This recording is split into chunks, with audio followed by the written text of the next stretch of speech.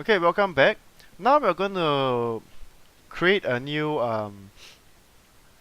setting for your program. Now we learned that we could change the number of this program by whatever number we like. Okay, so now I'm just going to change this back to 1. Okay, so we know what's going to happen with this program. Every time we click A, it's going to increase by 1. However, now we have to come up with a new reset button, whereby if let's say we want to reset this, like imagine you got a 1 2 3 4 5 6 7 8 9 10, you already got a very big number by pressing A a lot of times, but now you want to reset it to 0. Now it's not advisable to always unplug and replug your program to reset everything, right? So what we're going to do now, we're going to create our own reset button. Okay, now we know that we have used button A, so we can't use it anymore. So now we're going to try using button B as a reset button. Now, how do we reset the button? First of all, let's look at our code and try to understand it a bit. On start, my number is set to 0. So my number is 0 on start. Every time you press A, my number changes by 1. So my number will have a new value, which is +1 every time you press. Okay? So now we're going to create a new button here. We're going to create a button called button B. On button B pressed.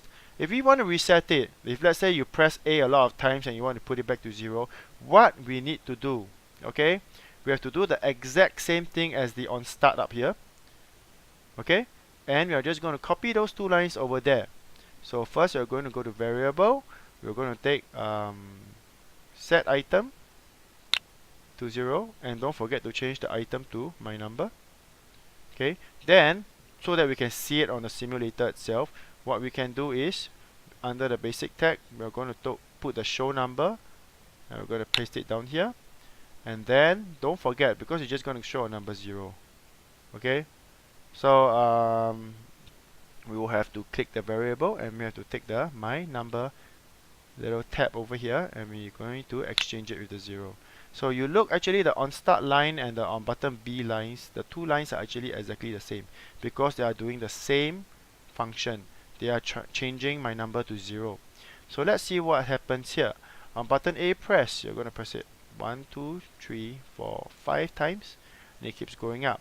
And it can't go down because there's no function in your program that allows it to go down. Okay, so when it reaches to a very big number, and maybe say you're done, you want to reset it to 0, now you try pressing button B.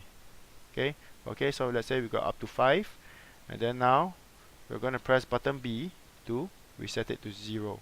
Does it work? Yes. Okay, works exactly the same as the on start. Alright, so this is how you can use the two buttons to create different functions. Okay, I'm going to pause for here for a while.